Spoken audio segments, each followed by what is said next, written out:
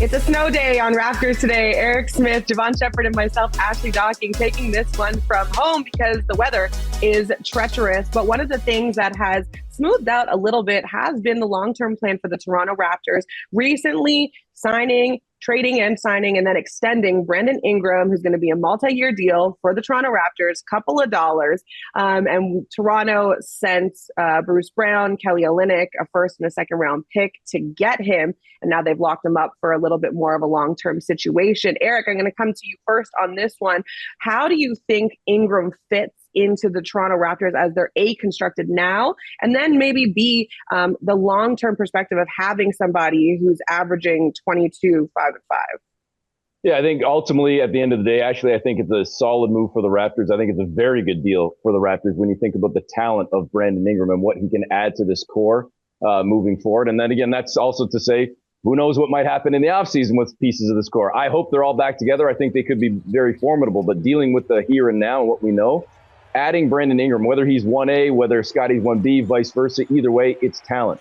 Bring me talent, and I will find a way to make sure that talent works together. And I think that when you think of the unselfishness that we've seen from Emmanuel Quickley this year, the unselfish that we've seen from an RJ Barrett, the way that Scottie Barnes loves to be a facilitator as well, I feel that Ingram will mesh in well to this team. And I think he adds to this core so well. And I love the fact that the Raptors have the stones to go out and do this as well.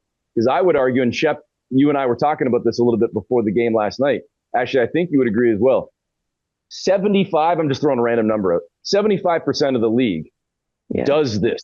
They try to acquire talent via trade, or they rely on internal development via draft, because 25% of the league is able to be successful in free agency. For the most part, it's the same handful of teams that get the marquee free agents, and the rest are sort of left to the second tier or the third tier guys. But if you have an opportunity to acquire a top tier talent and a former all-star via trade, you go do that. You strike that. And I think with no disrespect intended to Bruce Brown or to Kelly Olynyk, I think that the price that the Raptors gave up for what Brandon Ingram could be and has shown in the past that he can be, I think it was worth what the Raptors did. And I think he could be a huge, huge success for this team.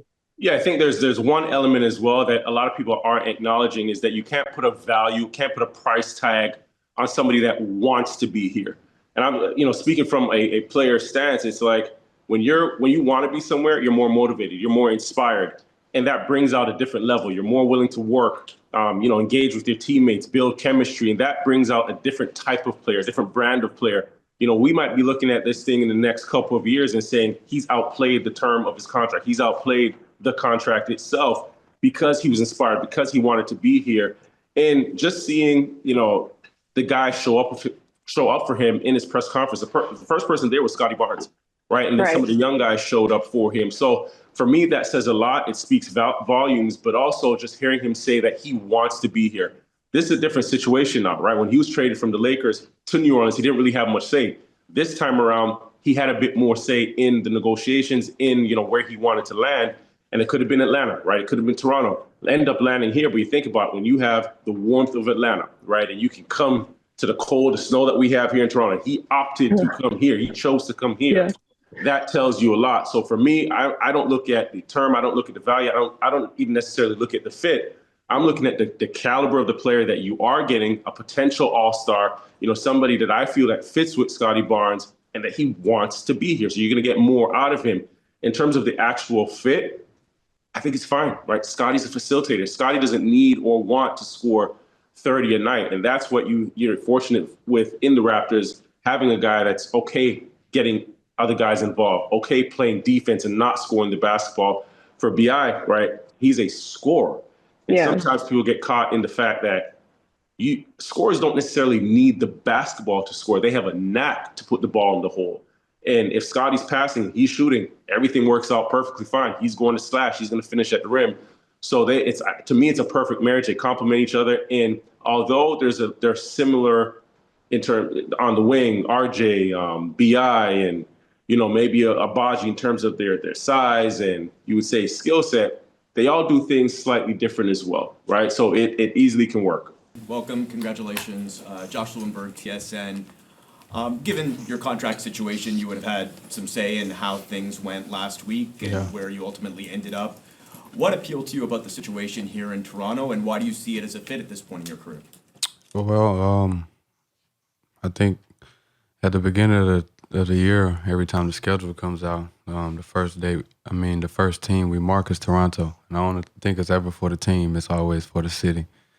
And, that jumped out. And also, I just knew I needed a fresh start somewhere where guys played hard and, they listened. Brandon, what have you heard about how the Raptors are hoping to adjust your play as you, I guess, over the next few years here? Well, the first thing that I heard is, they want to make me an all-star again. I'm going to be a big part of, what they do going forward. And I just want to, I want to come here and learn. I want to come here and be a sponge, shift the culture, make it a winning culture, and come in and just listen. Do whatever coach needs me to do, and go out and try to be an example every single day.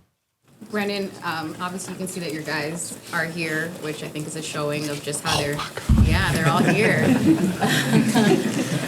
Is there anything that you'd like to say to them of just your commitment to them, the way that they've obviously committed to you? I appreciate everybody for, welcoming me with open arms. Cole, that's going to be my dog. That's going to be my rook, Scottie, I appreciate him. I think he's going to bring the goofy side out of me. Petey, Pat, I appreciate him. Everybody over there, they've been welcoming, and, I appreciate every last one of them. Raptors Today in the Cut with Eric Smith, Jevohn Shepherd. My name is Ashley Docking, filling in for Akil Augustine. We are glad that you're able to join us. We are talking everything Raptors. And right now we're talking specifically BBQ. Barnes, Barrett, quickly, and what this trio means to the team both now and going forward. RJ Barrett had a great game against the Cleveland Cavaliers, even though it was a tough loss for the Raptors, 27 points. And Eric, RJ has been somebody who's been consistent, I think is the word. Every time he hits the court, you kind of know what you're going to get from him. So in the second half of the season, what are your expectations? You hit the word perfectly, I think, Ashley, when you talk about consistency, and that's what I wanted to touch on. So the quickest answer to your question is more of the same. That's what I want to see in the unofficial second half. But I would argue the case that RJ Barrett has been the MVP of this team this year. And I know some people say, well, it hasn't been a great season. Who cares about the MVP? Well, no, the success the Raptors have had in spurts when he's been healthy, Emmanuel Quickley's been solid. The key to him, obviously, is getting healthy. We'll talk about him later. Scottie Barnes went around. He's been great. His numbers are off the charts. We'll talk about him. But Mr. Consistency has been RJ Barrett, but also Mr. sort of, what do you need from me? I'll be the Swiss Army knife.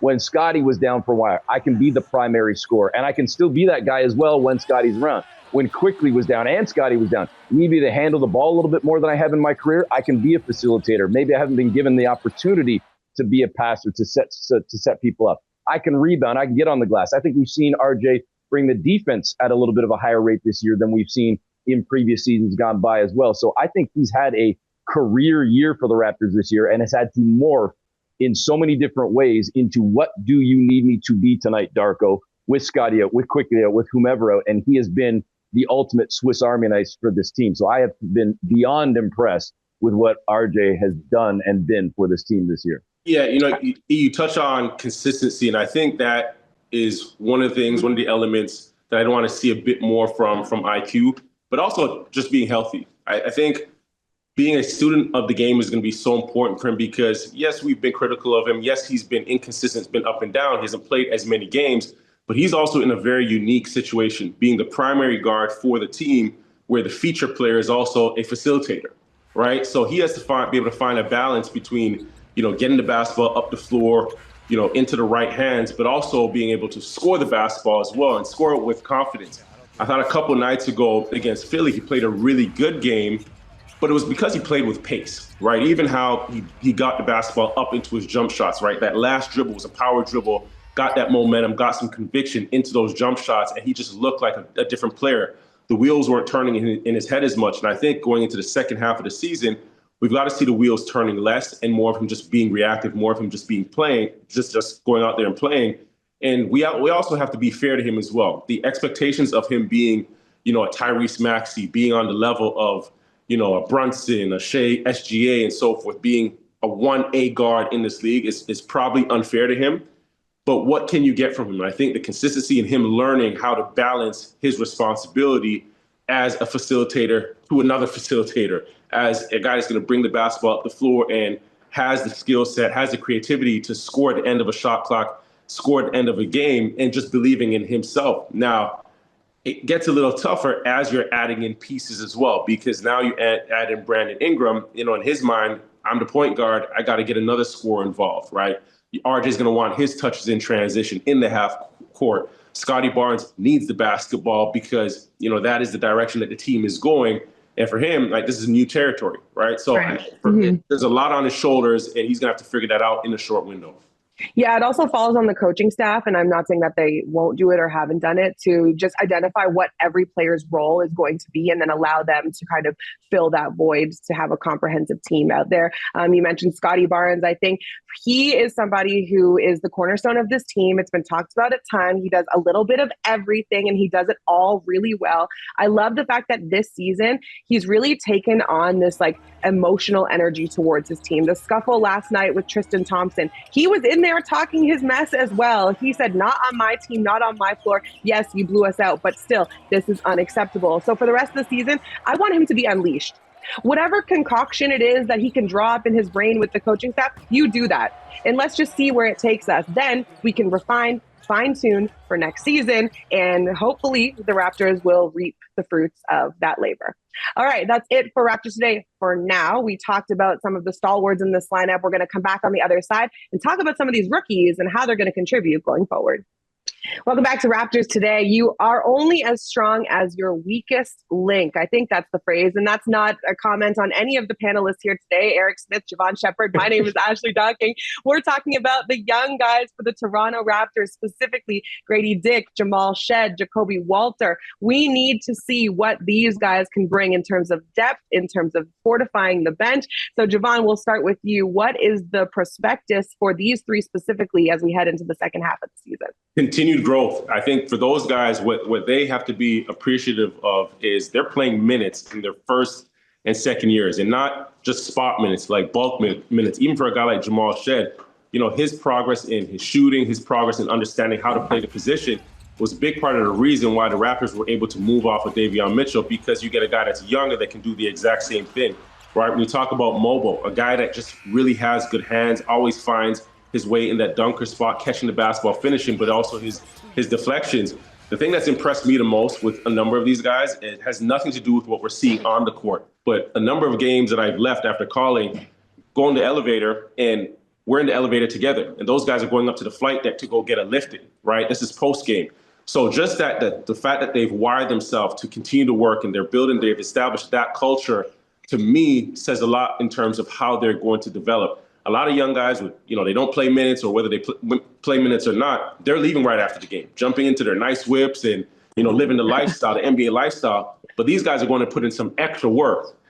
Even on the bench, I've seen during the games, they're on the iPads with the coaches watching film real time. So they're sponges, they're students of the game. And I think they're in a perfect situation because Coach Darko is invested in them. He wants to see them do better, but they're also, reciprocating that same investment. Right. And Eric, I know you like Jamal Shead specifically, and I think that Jevohn hit the nail on the head. Now that Davion Mitchell has moved on, do you feel like that gives him maybe more confidence to play a little bit more assertively and not have to worry about someone stealing his minutes? Absolutely. Actually, and I also think, just quickly for a second, I think this was Jevohn's way of trying to get his own little shout out for his own whip. Because if you've seen his Instagram, I see pictures of him looking at his Rolex by his car and then doing his squat machine working out. Because Jevohn is an actual IG baddie, and no one wants to talk about it. That's actually our fifth segment. That's the history behind Jevohn's development into an IG baddie. Get us out of here. Get us to the next block. Let's get out of here. Right. As far as Jamal Shead goes, though, yes, Jevohn brought it up, and you emphasized the point, Ashley, that yes, with Davion Mitchell moving on, it opens the door for Jamal Shead that much more. And let's tie the bow into what we talked about earlier in the show. All the emphasis on young players and all the emphasis on draft picks. How about a 4-year college player that comes in mature and ready and hardened and the maturity that he brings as a person, let alone as a player. And that's not a knock on anybody that's a first or a second year guy coming out of school, whatever. But to have these 4-year players, I think is such a home run, more so than not. And I think it just speaks to, again, the character, let alone the player. And it's got to be a massive lift to his confidence to know that the keys, or at least the second set of keys, have been handed to him in that you're our primary backup now. All right. You're the guy going forward.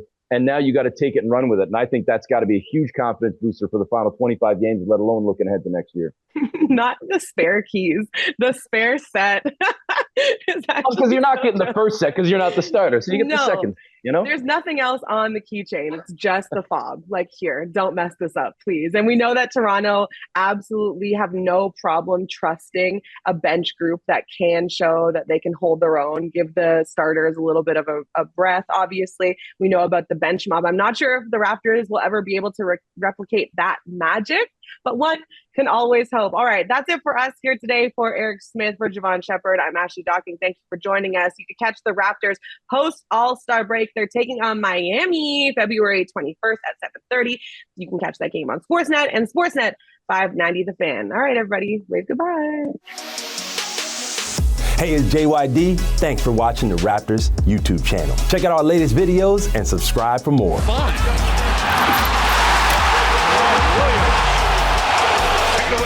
On the run, Finch to JYD.